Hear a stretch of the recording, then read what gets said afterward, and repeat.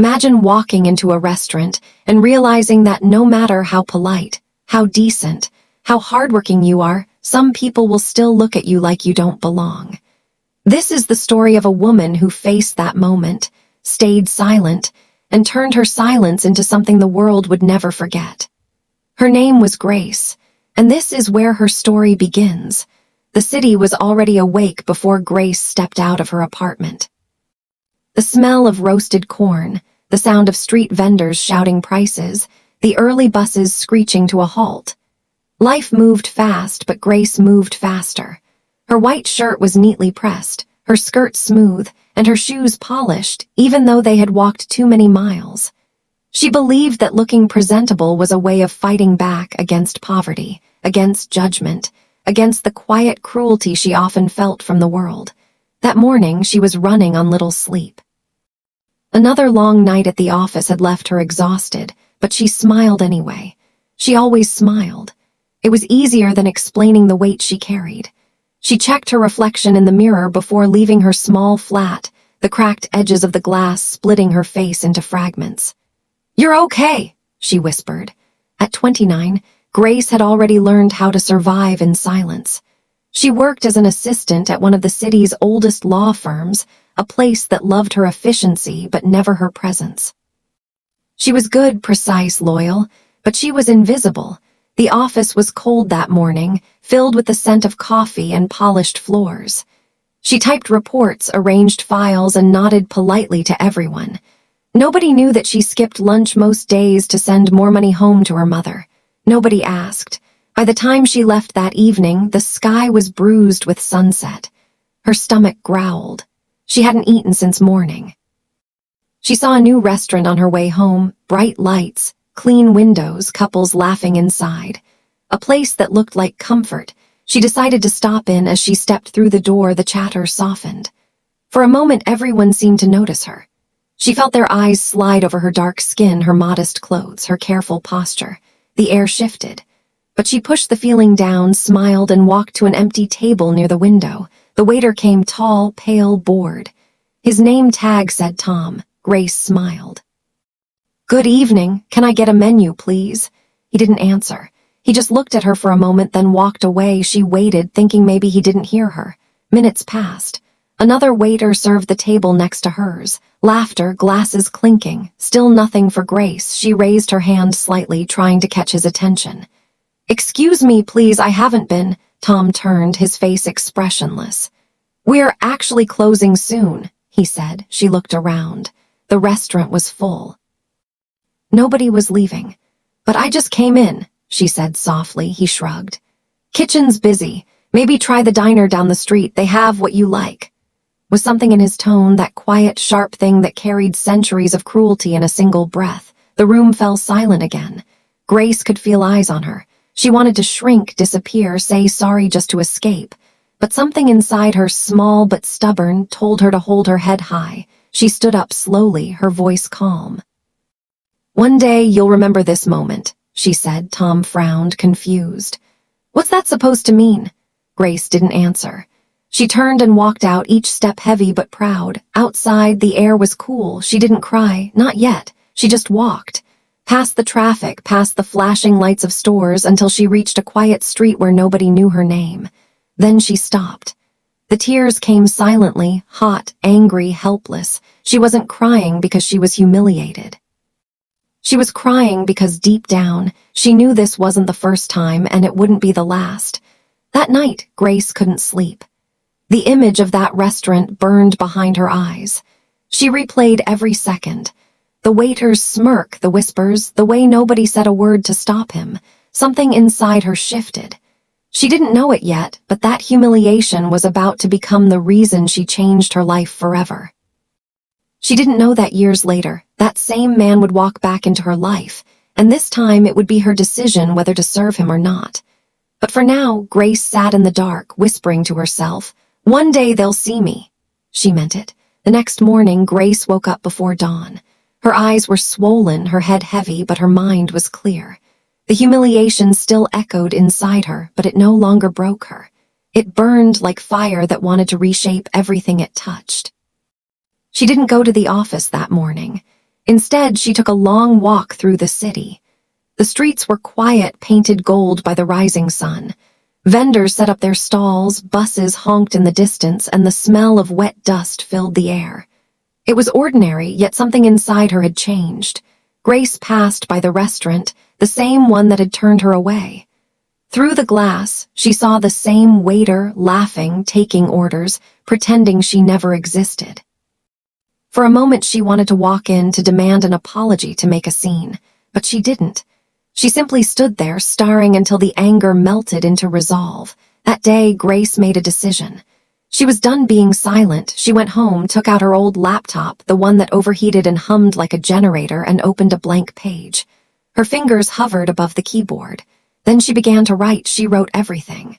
The shame, the insult, the long years of being overlooked at work. The little moments that cut deep but never made headlines. She wrote like someone fighting for breath. When she finished, she titled the story, "The Woman They Refused to Serve." She posted it on her personal page, thinking maybe a few friends would read it and move on. But within hours, her phone began to buzz. Then it wouldn't stop. People were sharing her story. Thousands, then tens of thousands. Messages poured in from strangers, some thanking her for speaking up, others sharing their own pain. It spread beyond her city, across the country, then beyond borders. Grace's name became a quiet rebellion whispered across social media. News outlets called. Bloggers wrote about her courage. Hashtags trended. Even the restaurant released a statement, one that sounded more defensive than sincere. But Grace didn't care about their apology. For the first time in her life, she wasn't invisible. Days later, a letter arrived at her office. It was from the managing partner, cold, formal, and distant. They claimed her viral story had brought unwanted attention to the firm. "You are hereby suspended until further notice." Read it twice, then smiled. She folded the letter, placed it neatly in her drawer, and walked out. She didn't even look back.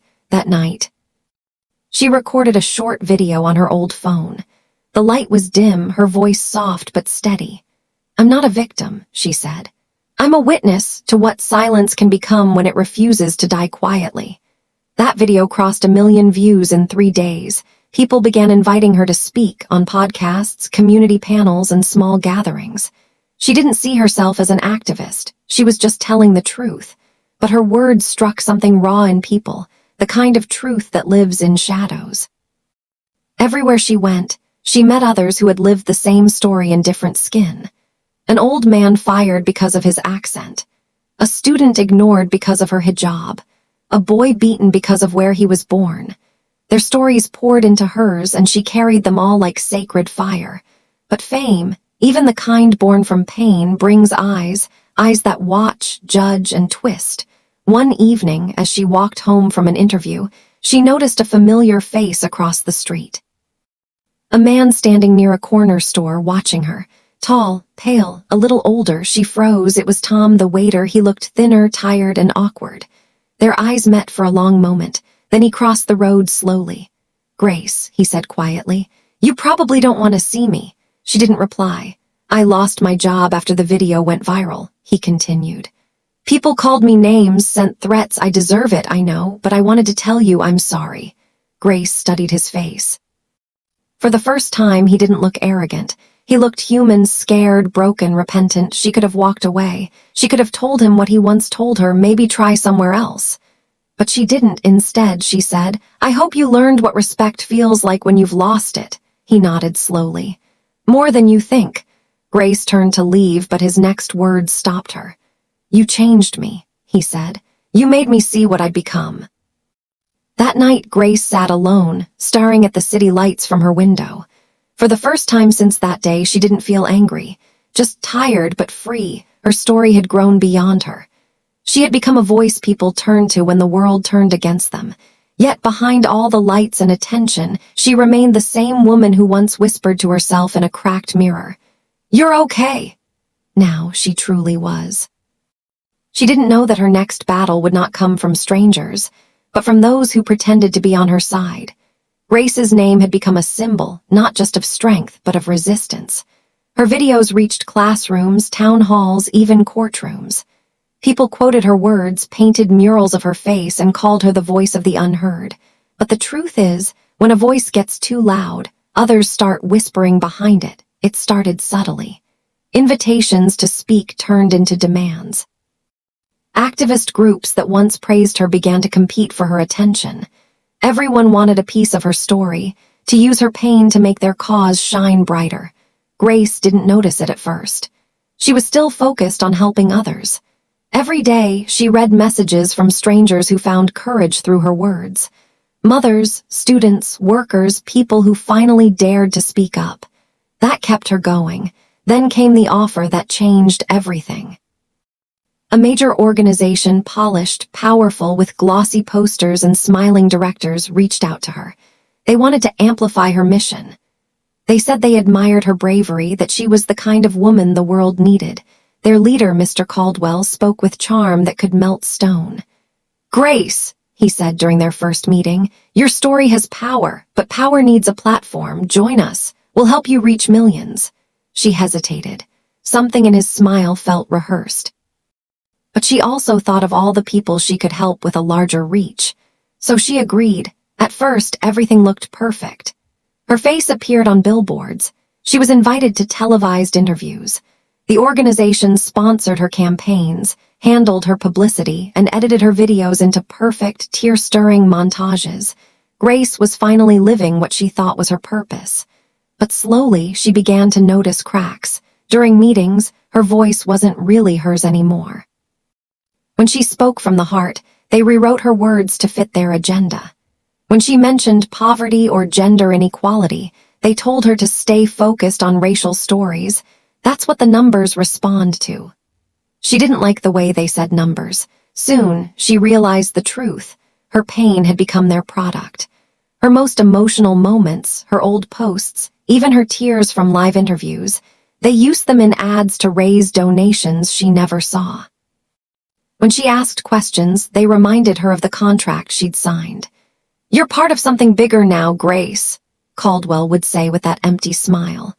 "Let's not ruin the message with money talk." Message. That was their favorite word. But it wasn't hers anymore. Then came the breaking point. One evening, Grace was scrolling through social media when she found a video, a campaign posted by the same organization using her image, her voice, and even her story, but twisted. They had added scenes she never recorded, altered her words to sound like she was attacking groups she had never spoken against. Her heart sank. The comments were full of hate, arguments, division. The world that once loved her now tore itself apart in her name. Grace called Caldwell immediately. "Why did you do this?" she demanded. "It's strategic," he said smoothly. "Controversy drives engagement. Engagement drives change." "It drives pain," she shouted. He sighed. "Grace, you're emotional. Don't forget who built your platform." That night she couldn't sleep. She felt used, stripped of her story, her purpose. The same silence she once fought had returned, this time inside her. A week later, she decided to walk away. She posted a video, raw, unedited, her voice trembling but firm. "I started this journey to tell the truth," she said. "But somewhere along the line, truth became a business, and I can't be part of that." Within hours, the video exploded. Her supporters rallied behind her. The organization panicked. Caldwell tried to spin it, saying Grace was under stress. But the damage was done. Emails, recordings, and leaked contracts started to surface, proof of manipulation and exploitation. The public turned on Caldwell. His empire began to crumble, but Grace didn't celebrate. She felt no victory in watching others fall. She just wanted peace. For the first time in months, she turned off her phone, left the city, and returned to her mother's village, a quiet place surrounded by wide fields and red earth. Her mother, frail but smiling, hugged her tightly. "You've carried the world too long, my child," she whispered. In that silence, Grace remembered who she was, not a brand, not a symbol, just a woman who wanted to live with dignity. Under the moonlight that night, she sat outside, watching fireflies blink across the dark. For the first time, she smiled without an audience. But deep down, she knew her story wasn't over. The world still had one more test for her, a cruel twist that would come from the one person she trusted the most. Months passed before Grace opened her phone again. The world had changed in her absence. New faces had taken her place online, new movements had risen, and her name had quietly slipped from the trending lists. She didn't mind. Peace, she discovered, was louder than applause. She spent her mornings helping her mother in the garden, her afternoons reading to neighborhood children beneath the mango tree. Every evening the sky flamed red and the air filled with crickets, and she would think, this is what freedom sounds like. But peace never lasts forever. One afternoon, a dusty bus rolled into the village carrying a television crew. They had tracked her down for a documentary about voices that changed society. At first she refused. She didn't want cameras in her new life. Yet one of the producers stepped forward, holding a letter. "It's from someone you once knew," he said. "He asked us to deliver it." Envelope was plain, the handwriting familiar. It was Tom's. Grace hesitated, then opened it. "I wanted you to know I've been volunteering at shelters, teaching kids about dignity and respect. I don't expect forgiveness, but you taught me that change is proof of remorse. They want to feature us both in the film, to show that hate can turn into growth. If you agree, I'll be there." She stared at the letter for a long time. The old wound in her chest flickered, not with pain, but with memory. Could she really face him again? That night she walked alone to the river. The moon glimmered across the surface like a silver scar. She whispered, "Maybe forgiveness isn't about them. Maybe it's about me finally letting go." Next week she agreed to meet him. The cameras were already rolling when Tom arrived. He looked different, older, humbled, carrying the weight of his mistakes like a visible shadow. For a moment they just stood there, silence hanging between them heavier than words. Tom spoke first. "I used to think kindness was weakness," he said quietly. "But it took losing everything to understand how strong it really is. You didn't just change my life, Grace, you saved it." She looked at him, then at the crew. "Turn the cameras off," she said. They hesitated, then obeyed. Only when the red lights blinked out did she step closer. "I forgive you," she said. "But understand, my forgiveness isn't for your comfort, it's for my peace." Tom nodded, tears forming. "Thank you." Grace walked away, her footsteps steady. Behind her, the sun was setting, gold spilling over the fields like a final curtain.